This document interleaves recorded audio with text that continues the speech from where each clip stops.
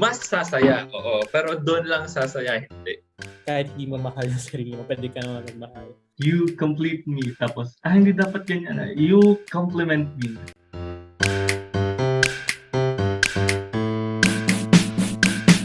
Hi guys!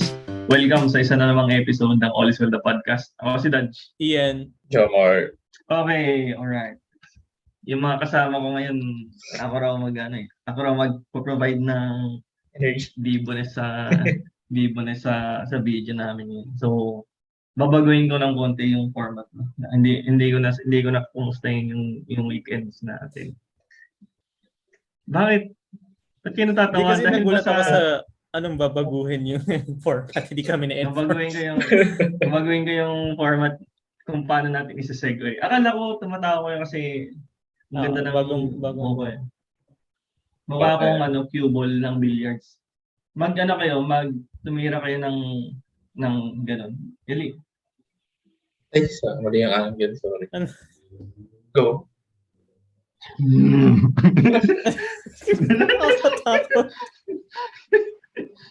Okay. So kung nakikinig kayo sa mga streaming platforms, panoorin niyo na yung segment na yun. Funny naman. Mukha naman funny. Okay, so para i-segue ng maganda yung topic, no? So hindi ko pa naisip. Pero dapat siya. Mo na lang ayos. Hindi yan. Wag mo ikakat. Oo, maganda. Okay. So yung billiards, di ba? Billiards.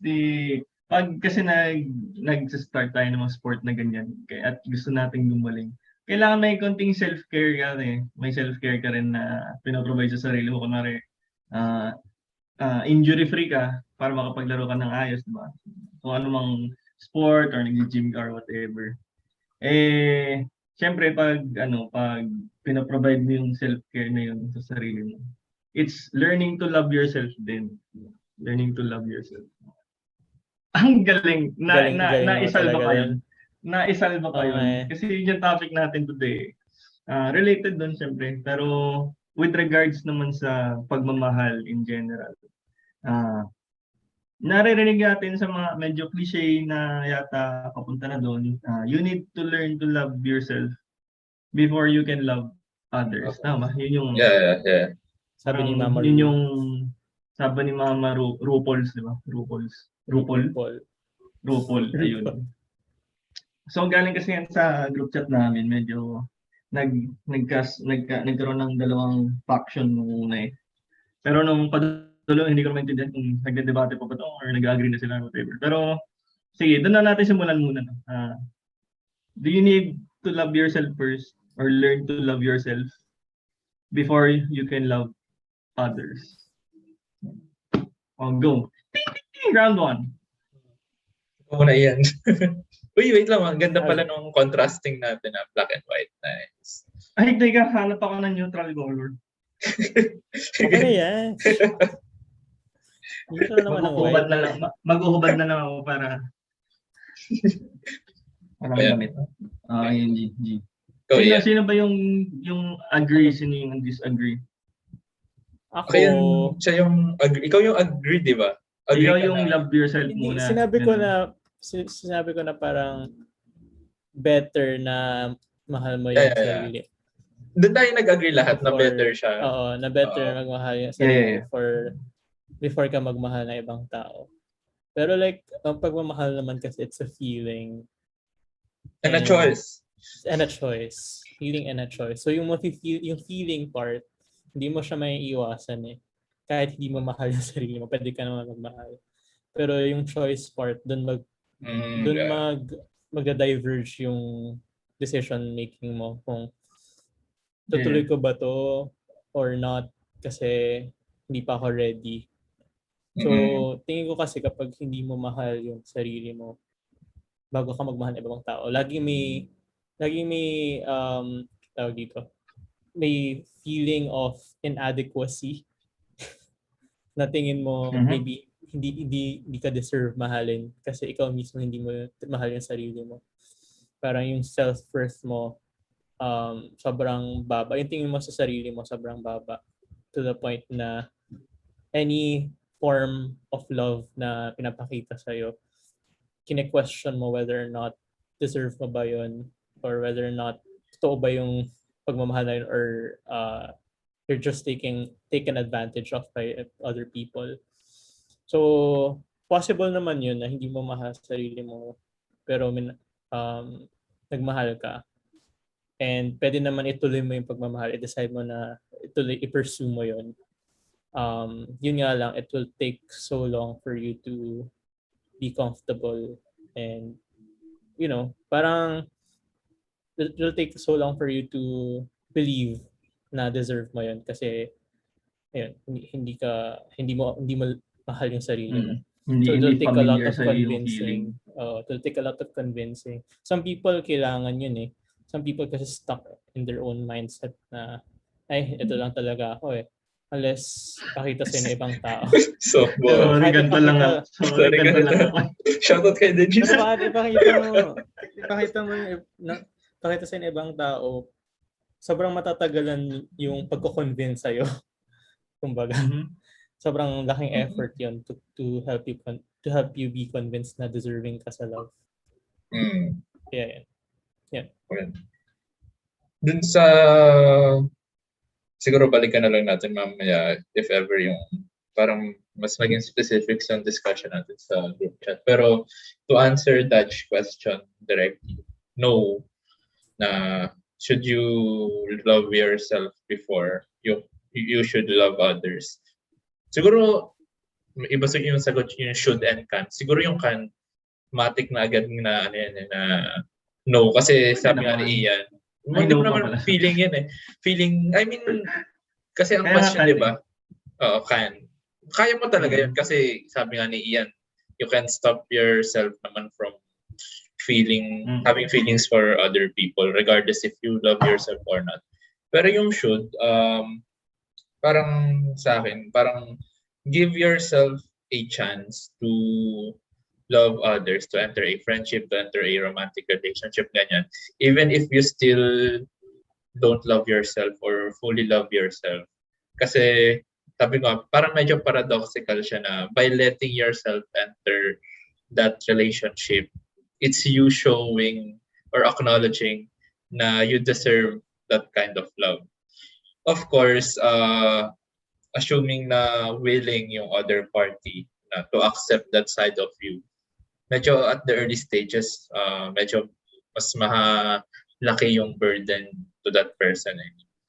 Pero that shouldn't stop you from parang at least letting yourself be loved or be vulnerable. Pero that doesn't mean na you wouldn't work on yourself. Diba? Na parang, okay, you've already entered this friendship, this romantic relationship, ganyan. Parang, don't stay on that phase na ganito lang ako. Parang, syempre, work on yourself naman na eat healthy. Alam mo yung normal self-care na routine na ganyan. And siguro isa pang point na gusto kong i-bring na kasi dati naniniwala akong gano'n na mahalin mo muna sarili mo bago ka magmahal ng iba. I used to believe that. Pero parang I've seen people na who believe na they weren't deserving of love. But they become better when they were loved by others. And I think that's when they were able to work on themselves better than compared when they were alone. So parang doon na-change yung mindset ko na, parang you shouldn't parang make it a prereq na, okay, mahal ko na yung sarili ko. I'm ready to, parang, there are parang maraming tao siguro na they will never be able to fully love themselves unless someone shows them that they're deserve of that love. Parang ganon. Siguro some people do. Maraming kaya din ng gano'n na self-love muna talaga. Pero feeling ko marami din siya na kailangan talagang maramdaman muna nila yung love na yun. Para ma-realize nila na, shit, parang kailangan ko rin talaga mahalin yung sarili ko na I'm a person deserving of that care and love. And shout out din sa Fruits Basket kasi doon ko, parang yun yung parang nagpa-realize talaga ng point na sabi ng isang character doon kasi na parang yun nga sinasabi ng mga tao na you should love yourself, ganyan. The exact reason nga na hindi mo ma-love yung self mo is you're only seeing things na pangit sa sarili mo. And when you try to see the good things sa sarili mo by yourself, nagiging hollow lang siya na medyo nagmumukha niloloko mo lang yung sarili mo. So sometimes for other people, kailangan mo yung siguro parang validation or parang ganun na validation na you have those qualities that makes you deserving of love na siguro for other people kasi hindi sapat na hahanapin mo lang yung sa sarili mo na okay, let's see, mabait naman ako, may ganyan, I can offer this. Parang kailangan nila may external auditor, parang ganun. Actually, totoo naman na ganyan ka. So, ayun lang. That's my initial take on this. Okay, so yung napulot ko naman dun sa inyo. Parang very similar lang in the sense na yung isa may doubt kasi na hindi siya loved or what. And then the other one is parang kukuha mo yung affirmation or yung solution ng doubt mo is from others din. Ayun. So parang kanya-kanya naman yun eh kung saan manggagaling or saan magsisimula. Pero I think we can agree na yun nga nabanggit din ata kanina na it's better if you do love yourself. Ayun. Anyway, yung gusto ko kasing i-bring up doon is parang pag sa romantic relationships, doon ako hindi mag-agree sa love yourself first. And I mean, mag-agree ako doon na kailangan mahal mo yung sarili in that sense.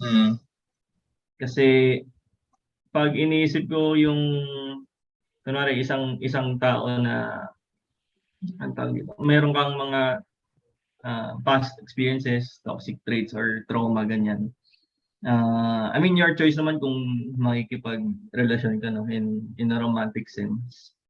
Kasi ang magdadala ng burden yan hindi lang ikaw kundi yung partner mo din. And which is okay kung tanggap nga ng partner mo ganyan. Pero parang nakita ko na nagiging toxic yung relationship kung hindi mo pa naayos yun sa loob-loob mo. Kasi hindi ko alam kung magiging triggering for some.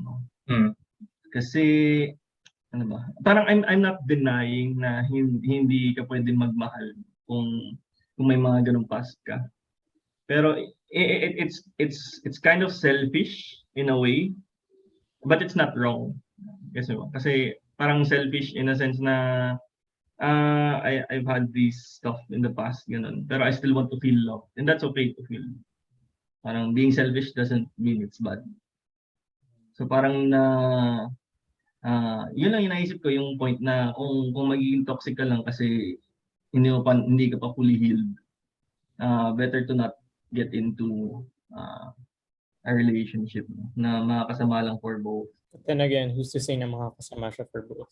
Yeah, parang if both of you parang want each other naman, it's along the same lines na okay, alam mo sa sarili mo na may karon ka nga na red flag na medyo toxic, then be better kasi parang it's you saying na pag ayaw mong mag-enter dun sa relationship na yon dahil alam mong may something na kailangan baguhin.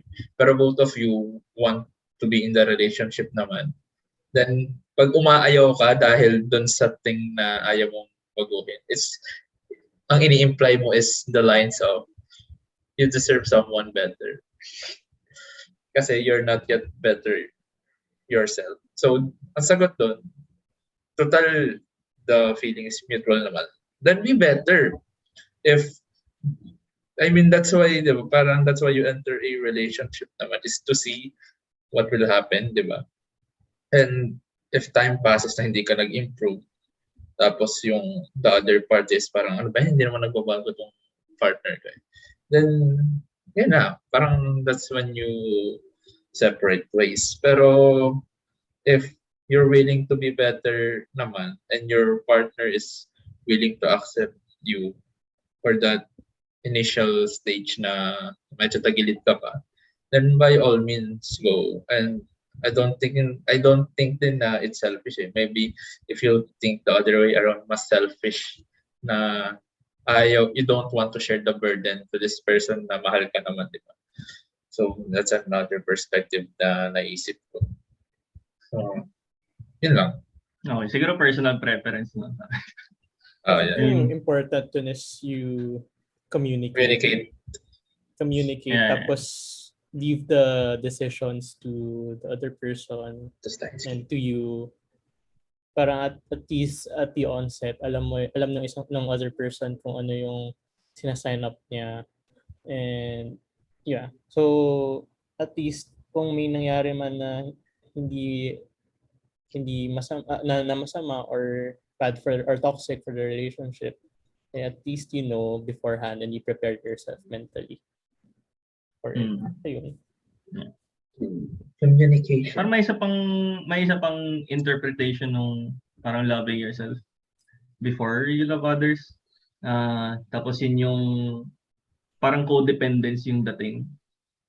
Na since parang hindi ka you can't be happy by yourself or you can't live by yourself. I get. Nakikita niyo ba yung side na yun? I think Learning to love yourself muna or learning to be happy by yourself. by yourself. Bago ka magpasaya ng iba. Let's see. Pero good point. Though I think regardless if you want to enter a relationship or not, kailangan niya you need to learn at least how to be happy with yourself, at least to a certain degree. Kasi given naman na there are Yeah, I agree. Diba? Kasi diba there are people naman na you want to be with someone. So there's a certain level of happiness na makukuha mo lang if you're with that person or you're into a relationship. Pero that doesn't mean na if wala ka pa doon, malungkot ka na. Kailangan, let's say, for me, parang spectrum lang yan na if hindi mo pa maabot yung level na yon, at least learn how to be happy by this amount or what. Kasi mahirap ka naman yun na iisipin mo lang na by going into this relationship or with this person, doon lang ako sasaya. I think that's doon lang ako sasaya. Yun yung mali. Mas sasaya, oo. Pero doon lang sasaya, hindi. Parang for the meantime na you're single or you're alone, kailangan na you should learn ways to make yourself happy. Parang find a hobby, get rich, whatever. Basta wag illegal, hindi masama. Gawin niya lang yan. Then, at when you find that person, dadagdag na lang doon. Hindi siya yung magpapasaya, pero dadagdag lang siya dun sa saya. Yung ano yun? You complete me. Tapos, hindi dapat ganyan. You compliment me. Narinig nyo na ba? Hindi pala compliment. Supplement ba? Or something? Complementary angles. Supplementary. That's all about the angles. Nakalimutan ko na. Ang complementary ay 90. Supplementary 180. May mat pang sinama. Kaya pala ako. Okay. Kaya pala. Ano ba yun, Joe? Tayo, mat pala to.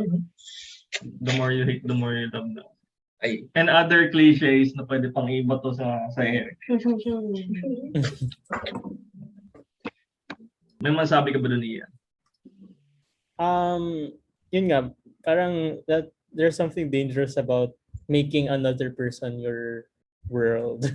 Parang sa kanya na lang revolve. Kay Bella Swan tsaka kay Edward ka. Siyempre Twilight na naman yung reference ko kasi cinema therapy talaga. Cinema therapy, napapano talaga ako sa I see you. Sorry, ayun, parang yun nga, parang yung worth mo, tapos yung worth mo kinakabit mo sa isang person na kapag nawala yung person na yun or hindi mo nakakausap or what, wala ka nang magagawa. Sobrang dinadown mo na ulit yung sarili mo. Kasi yun lang, doon mo lang kinukuha lahat ng happiness mo, sabi nga ni Jomar. So agree naman doon. Kaya parang in a healthy relationship, you have to let yourself grow as much as you want your partner to grow then separately kasi you're two separate people pa rin. And then you share just one. Parang ano siya Venn Cohabitation lang diagrams. pala. Hindi parang Venn diagrams like okay, 'di ba merong intersection sa gitna. Doon lang kayo nag-intersect. Pero you as a person, meron pang smaller Venn diagrams around you na okay, ito work, ito family, ito work, family, life. Pero yung nakikita mo lang talaga is yung sa sarili mo. Yung awareness mo, sphere of influence and control nasa sarili mo lang. And you have to, dapat wala kang masyadong, hindi naman sa walang pake, pero parang you have to let the person control his or her own circle separately. Ayun. Tapos, Tama ka wala doon. lang. Yung common, yung joint concern nyo lang is yung intersection between Yung bills niyo sa bahay, yung dates niyo sino magbabayad. parang sets. Oh, May mat na naman. Get me out. It's valedictorian, right? I love math. Okay, so after ng discussion na yun, pag-usapan naman natin siguro personal or pwede yung generalize, bahala kayo. How will you know now kung happy ka or mahal mo sarili mo? Happy ka sa sarili mo, mahal mo sarili mo. How would you say? Siguro better kung may concrete example. Okay. Sa akin personally, siguro big thing na sa akin yun, not engaging in self-destructive behavior. I mean, if you came from, nanggaling ka na dun sa point na yun. Yeah. Kasi that shows... That's a win. That's a win. Kasi that shows an improvement na you know na you don't deserve that kind of treatment. So kapag lumalayo ka na dun sa those types of behavior, parang you're growing as a person. Dati mention ko dito yung when I discovered Crywang, di ba? So personally, I still like their songs. Pero as much as possible, minsan kapag, I mean, hindi naman natin maiwasan malungkot tayo. It's part of life. Pero minsan, pag, let's say, I'm really feeling down or sad, iniiwasan ko na makinig kayo ng Crywang kasi I don't want to go back into that hole. Unless, feeling ko, ayoko makinig ng Crywang kapag alam kong pwede siyang maging trigger to something worse. Feeling ko kaya ko makinig sa kanya kapag alam kong medyo mas stable ako or hindi. Pero kapag alam mong medyo parang, it's not that. You know what those songs can do to you. Parang, okay, stop ka na doon. Ano pa bang maganda example? Yun nga, yung sinabi ni Ian na you don't tie your self-worth with another person. If hindi, wala yung magagawa. Marami na parang gawin dyan. Watch basketball. You have a job, trabaho ka. Diba? You have your friends, you have your family. Siguro, big thing din yun, you have a hobby or passion. Pero yung passion medyo mas deeper shit na yun. So, hobby, okay na rin siguro yun. At least you have something na you can put your attention. And medyo mahirap lang pag sa hobby. Sa akin personally, say basketball na, di ba? Rockets ngayon, they suck. So, shout out sa UP men's basketball. Sila ngayon yung team na nananalo sa akin sa fandom ko eh. So, ayun. And yun, always taking care of yourself. If nagiging consistent ka na, you found that consistency. It's a good step na, parang matik na to na alam mo kailangan mo mag-exercise, you watch what you're eating, you try to sleep early. Ayun, na parang, medyo mahal ko naman sarili ko kahit pa paano. Parang, yeah, getting there. Ako not beating myself up too much on mistakes, ganun.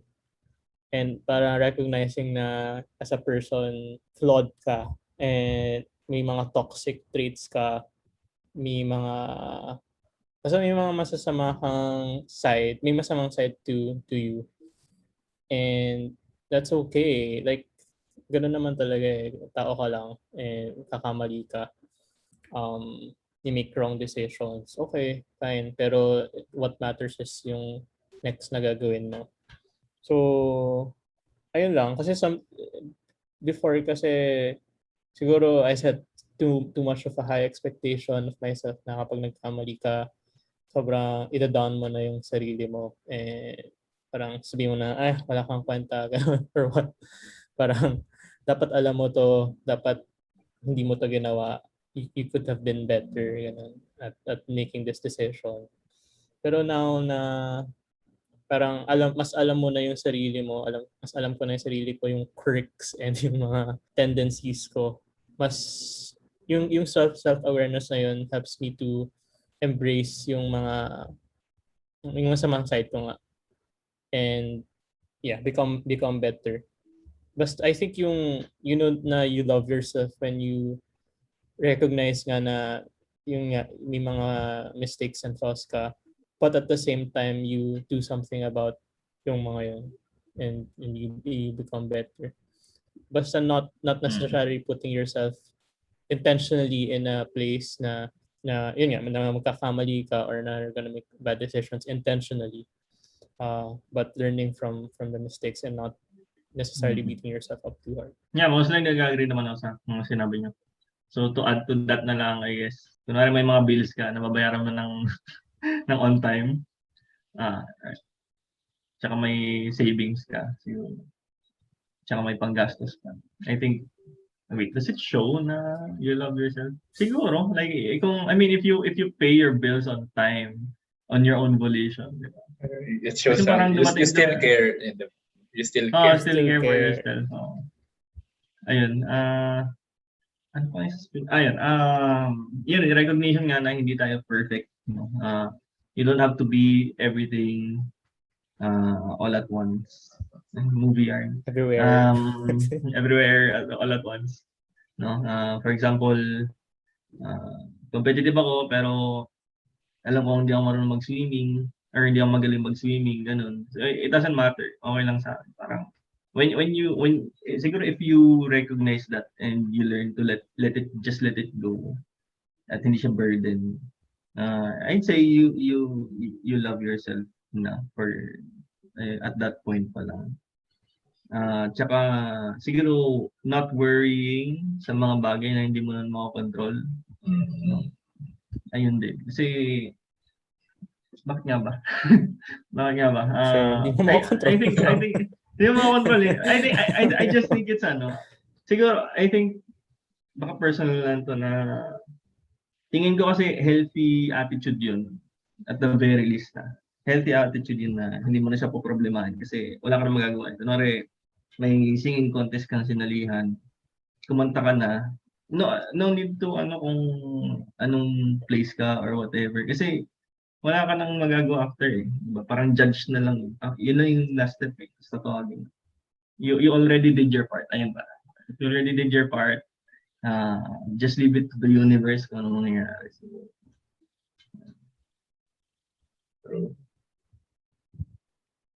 Meron pa ba? Ayun, nasabi nyo na eh. Yeah, so I think okay na yun. Okay, so yun lang, I guess. I think diretso na tayo sa final words. Meron ba kayong masasabi? To add lang dun sa sinabi mo, Dutch, you did your part. And I'm plagiarizing the Dr. K dito.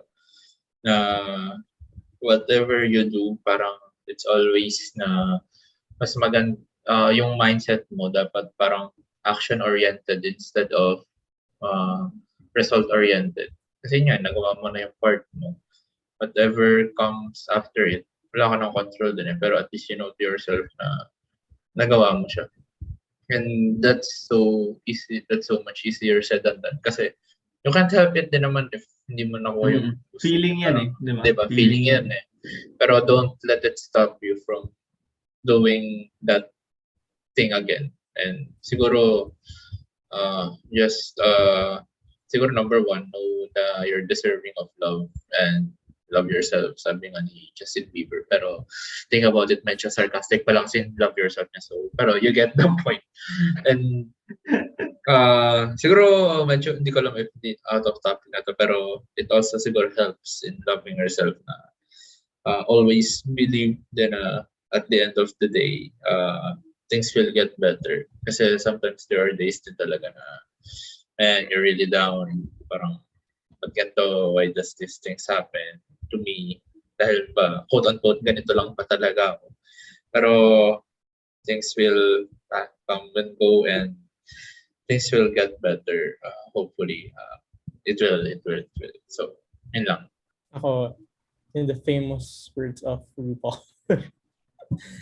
you can't love yourself. How the hell can you love somebody else or someone else? Pero you actually can. yung just yung discussion na to, you actually can, but you just have to be open and honest.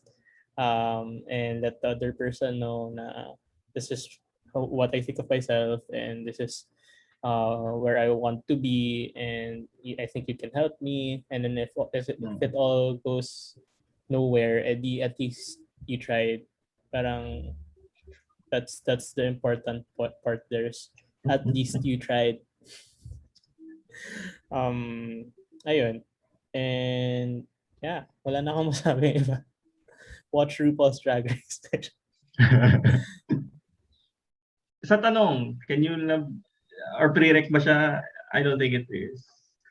But it's a lot better if you can love yourself and you can love others.